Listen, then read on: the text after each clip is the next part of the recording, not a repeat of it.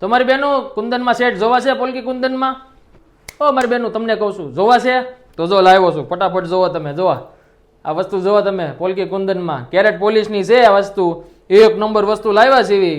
આ કલેક્શન તમને ક્યાંય જોવા નથી મળવાનું, ફક્ત ને ફક્ત શિવા ઇમિટેશનમાં જોવા મળશે.